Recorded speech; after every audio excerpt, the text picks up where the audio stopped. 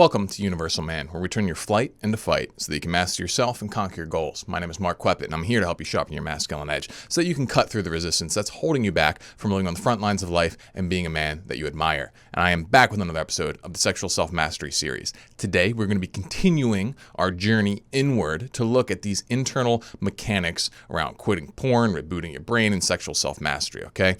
And in this episode in particular, we're going to be looking at the relation between lust, status, and kind of the way your brain works.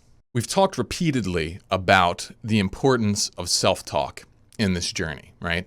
But once you start getting past autopilot and you start tuning in and you start trying to talk to yourself, one of the most beneficial things that you can have is a little understanding of why you feel the way that you feel. Because have you ever stopped to think about that? It's like, why do I want porn so much? Why do I think it's so good? Why does it just feel so powerful? Because if you don't understand the why, it can be very difficult to convince yourself through your self-talk to take a different path. What we're going to be covering today is how your brain's tremendous appetite for status is ultimately at the root of all of this. And once you can understand your limbic system and why it wants status and how to respond to it, well, then you're going to be able to shift the way that you show up. Most guys struggle to quit porn because they aren't building the right habits to replace porn. If you want to learn the simple habit replacement system I've used to help thousands of men quit porn and develop self-mastery, then click the link in the description below and download my free Reboot Regimen guide. So let's start off by painting a picture. All right, let's say that you are walking down the street and a beautiful woman walks past you. Okay, maybe this woman, she matches your ideal sexual template in the way that she looks, okay? And you stare at her and she walks by you. And what happens? Do you keep staring or do you go on with your day? Well, if you have an issue around lust and attraction and that sort of thing, just going on with your day is going to fill you with this sensation of lack and longing. And it's going to be like this little, bug in your head that you can't let go of. Your mind's going to keep coming back to it. And you're going to be feeling like, you're going to feel like, I wish I could be with her, or you're just going to be outright filled with the urge to go kind of fill yourself up with some other kind of stimulation like porn. You're just going to turn to that, be like, it just turned me on, just got me triggered. What's going on there? That's the problem. Like, why is this happening? Why does your brain tell this story that, oh my gosh, she's so valuable to me? That's essentially what it's doing. It's attaching this sensation of tremendous value to a person that you don't even know. You might hate, but your brain's saying, most valuable thing in the world right there. Gotta have it. If you don't, I'm gonna be real pissed off. Right? What's going on there? Because none of us want to be in this state. It puts us in this state of feeling controlled, compelled, and, like a slave to this kind of thing. Ultimately, where you want to be is free. You want to have a sense of satisfaction and peace. You want to be able to walk down any street, enter any club, and not be on the prowl feeling like, I need it all. I need all these beautiful people. I need all this sex.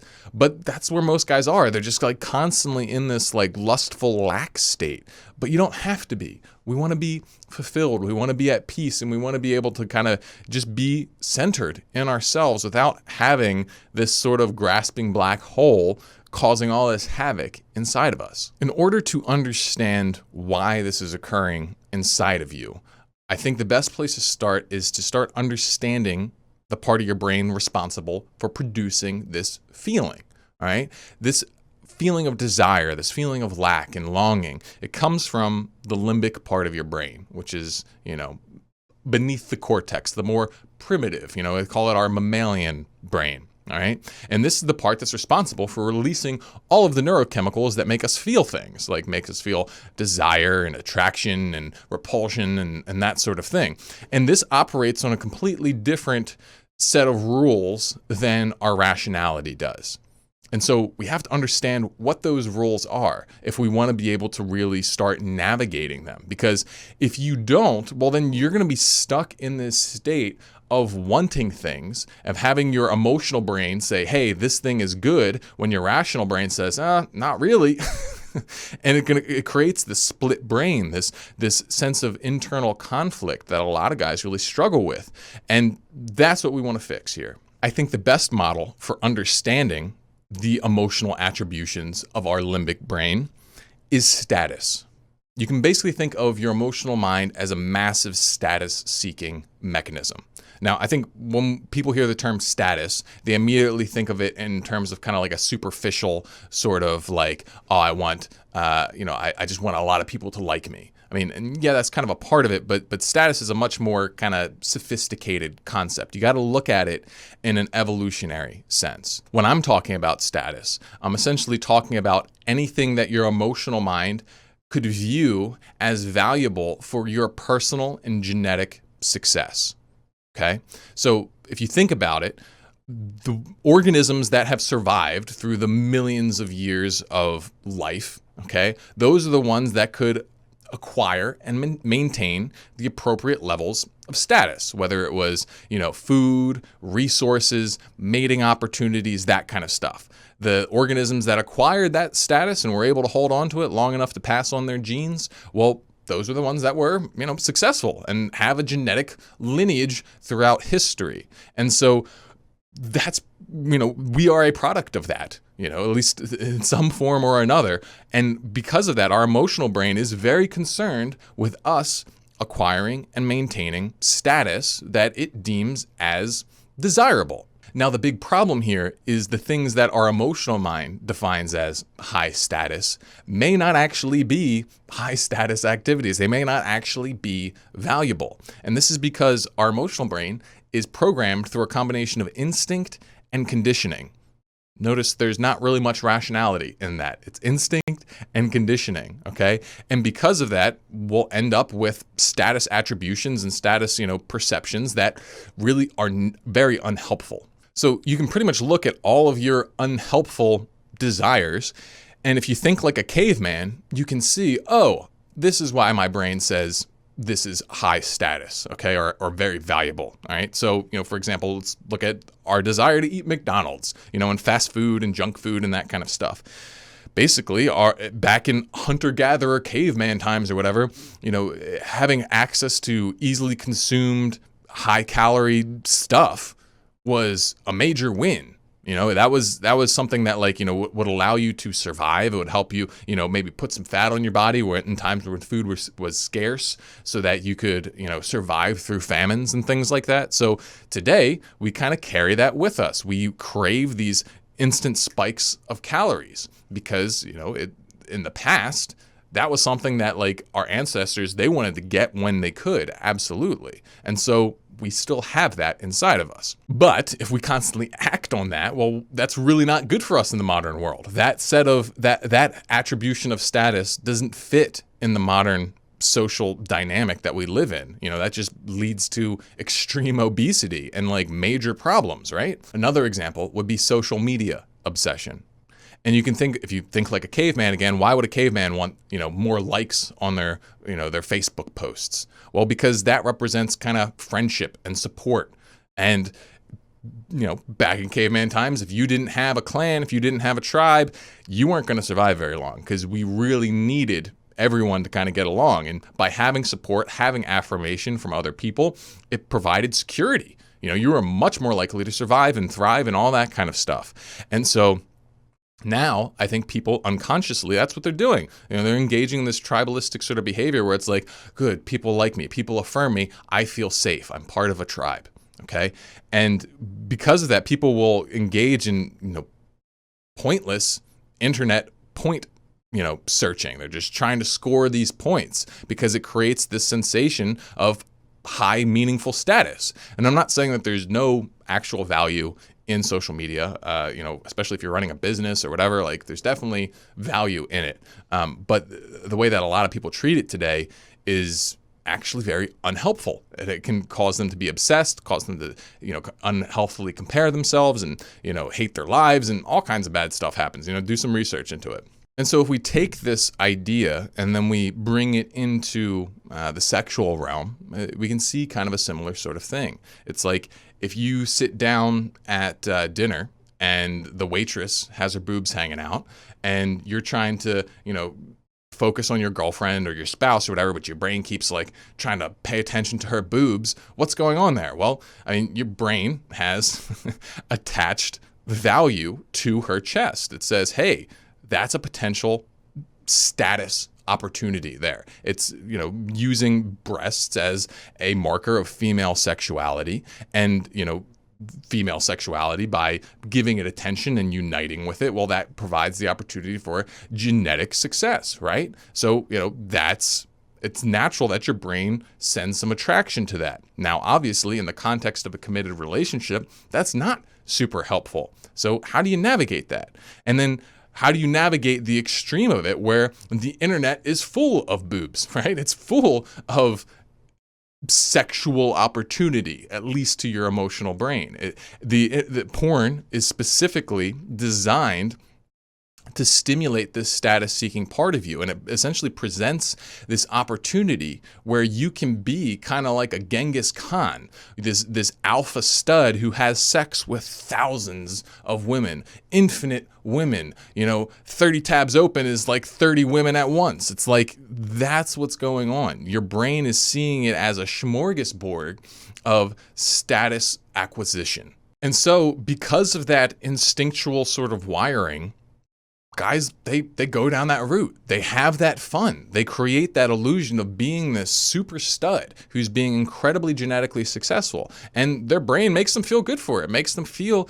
incredibly satisfied and, excited, at least while they're doing it, right? Like while the illusion is maintained. But what does this do to your brain over the long run? What happens?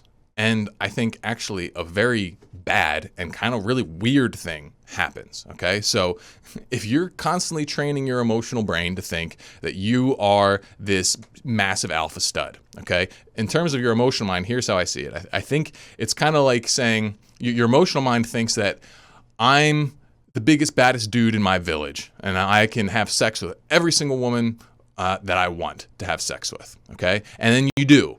At least according to your emotional mind. In reality, you're just jerking off in front of a computer screen. But your emotional mind's like, hey, yeah, I'm real powerful. I'm real great. And then when you go out into the real world and you see a woman that you find attractive, but you don't have sex with, your emotional brain's like, whoa, what's going on here? I'm the kind of guy who has sex with any woman I want. What's going on? Why am I not having sex with her? Why is she walking away? Why do I have to go about my day? What's going on, dude? Come on. And essentially what it's seeing or what it's experiencing, I think, is a massive status loss. No longer is it, head of the village banging whoever he wants. He's just like a nobody, a massive drop. And because of this, I think it creates an anxiety in your emotional mind. And if you look at it just like, think about it in terms of like freaking like chimpanzees or gorillas or whatever, it's like under what circumstances would an alpha not be able to have sex with someone that they wanted to? Well, it would be, that potential mate belongs to someone else. That means that there's a competitor in the area. That means that maybe you lost your status. Maybe you've been usurped. Maybe you've been kicked out. And that's bad for you. And so I think a lot of that programming is still present inside of us, and it creates this anxiety, this lack, this longing, this discomfort. And that's what sets off these alarm bells. And so once you get past that compulsion of immediately hopping into a fantasy where you are having sex with that person or immediately hopping onto porn, you're going to notice that this is what happens. These alarm bells come up inside of me, and it's incredibly uncomfortable. I would say that the issue of these alarm bells gets compounded even further when you use porn as a replacement for other kinds of status. Like if you use porn to compensate for a lack of career that you like and value, if you use it as a way to compensate for real relationships or real self-care and that kind of stuff, well then, it's just this whole thing of like, if I'm not getting my fix, if I'm not having sex, then something's terribly wrong. And so like that's what happens. I know that's what happened. That is what would happen to me, is like back when I was really plugged into this stuff, every single beautiful woman that walked by me that I was not having sex with threw me into a state of lack and longing. And it was absurd. And it really got me thinking, like, what the heck is going on? Because on a rational level, it doesn't make any sense at all. It's like, I don't know these people. I don't give a crap about them. I'm not even really interested in hooking up with them or anything like that. But my emotional mind is obsessed with it. And well, it's because I trained it to be. I trained it to be obsessed through thousands of sessions of scanning for sexually attractive women so that I could have sex with them, aka masturbate to them. By doing that over and over and over again, that's what I trained my brain to do. And then when it's out in public, it's still doing the same thing. It's like, oh, there's one. Come on, let's go. Let's have fun. Let's have sex with them. Come on, let's do it. And it's like, why are we not doing it? Something's wrong. And so once you recognize that that's what's going on, hopefully that'll give you an entry point into how to talk to yourself about this thing. And I think it starts with affirmation, right? So when you feel that sense of lack, you feel that sense of longing come up inside of you, those alarm bells kick in, you got to say, yo, dude, you're okay. You're actually totally fine. You're not losing status right now. It's that status that you were so obsessed with actually never existed. And this can be kind of sobering, but you want to focus on the fact that, hey, you're actually okay. You're totally cool, man. Just take a deep breath, relax. You're fine. In fact, you're actually doing great. By you not pursuing that stuff, your life's actually getting better. But still, you have to care about status to some extent. But instead of focusing on primitive status, this unconsciously built sort of attraction, you need to pursue more sophisticated kinds of status, like moral status, relationship status, like being a man that you really want to be. All right. You can take your desires out of the Stone Age. You just have to think about it. What are the things that you really want in life? What are the things that really matter to you? Focus on improving in your connection to those things. Your emotional mind needs something to pursue. It needs some kind of hierarchy that it can move up in, and the best hierarchy is the pursuit of your ideal, the pursuit of your ideal self. And that in itself is actually a huge topic and actually the topic of the next video.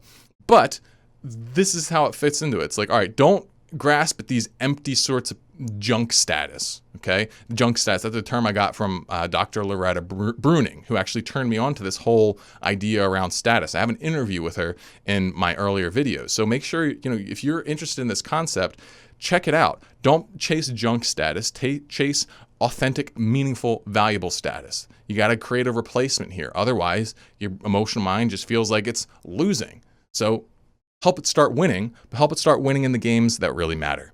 So that's that for you guys today. Hopefully you found this useful. Stay sharp. I'll see you in the next one. Hey, if you found this episode useful and you want to hear more, make sure you like, subscribe, and if you're tuning in on YouTube, make sure you hit that bell button to turn on notifications. But if you really like this content and you would like to join the tribe of Universal Men, then you need to head on over to the Universal Man Patreon page by clicking the link in the description. We call ourselves the Vanguard because we are committed to living on the front lines of life. By joining, you'll gain access to exclusive content, weekly accountability, community chat rooms, and live calls. Also, by joining the Vanguard, you become a part of my inner circle. Therefore, you get my prioritized attention. Most importantly, though, you'll be joining a crew of like-minded guys that can help support and inspire you on your journey of masculine self-mastery. So click the link below and sign up today.